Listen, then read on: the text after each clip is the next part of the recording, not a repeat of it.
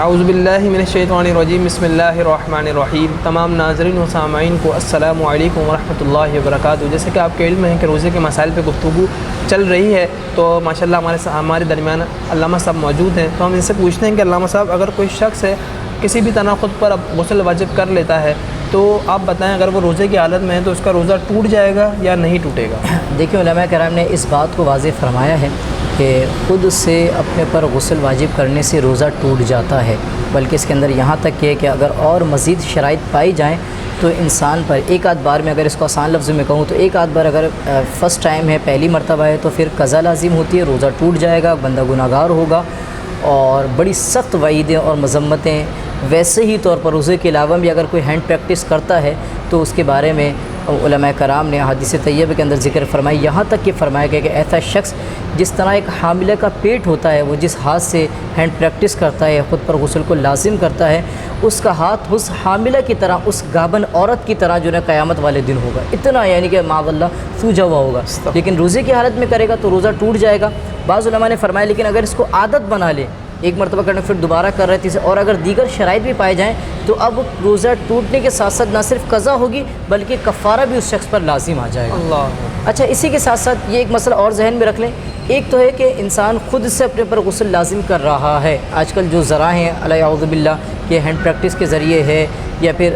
نظروں کے ذریعے معاذ اللہ سے دیکھتے رہنا، اس سے بسا اوقات اتنے کمزور ہو جاتے ہیں کہ جو ہے مطلب یہ کہ اعلی تناسل سے جو ہے مطلب یہ کہ سلسلہ ہو جاتا ہے، منی وغیرہ خارج ہو جاتی ہے۔ ایک تو یہ اور ایک صورت ہے کہ سونے کی حالت میں اگر کسی کو احتلام ہو جائے تو لہٰذا اس میں بھی لوگ پریشان ہو جاتے ہیں۔ اگر سونے کی حالت میں اگر کسی بھائی وغیرہ کا احتلام ہو جائے تو اس سے روزہ علماء کرام فرماتے ہیں نہیں ٹوٹتا ہے، اور اس سے اگر ہو گیا ہے تو وہ پاک ہو کر اپنے روزے کو مکمل کریں۔ بلکہ علماء نے فرمایا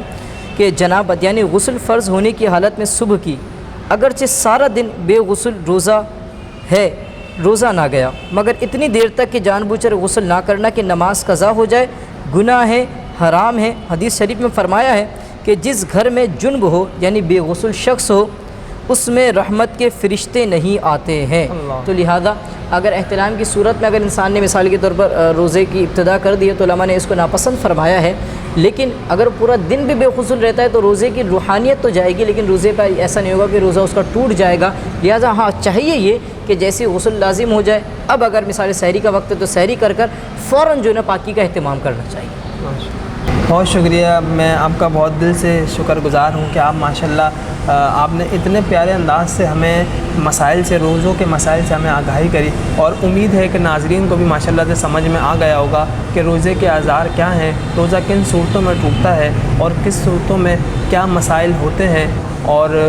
اللہ تعالیٰ آپ کو خیر و عافیت سے آپ کے روزے رکھنے کی توفیق عطا فرمائے، اور تراویح بجماعت آپ کو ادا کرنے کی توفیق عطا فرمائے۔ ہمیں اس مہینے خوب اللہ تعالیٰ کی بارگاہ میں گڑ گڑا کر اپنے گناہوں کی توبہ کرنی چاہیے، اور خوب اچھے کام جتنے ہو سکے ہمیں کرنے چاہیے، اور لوگوں کی مدد کرنی چاہیے، غریبوں کے کام آنا چاہیے۔ تو انشاءاللہ پھر دوبارہ ملیں گے ایک نئے پروگرام کے ساتھ۔ تو السلام علیکم ورحمۃ اللہ وبرکاتہ۔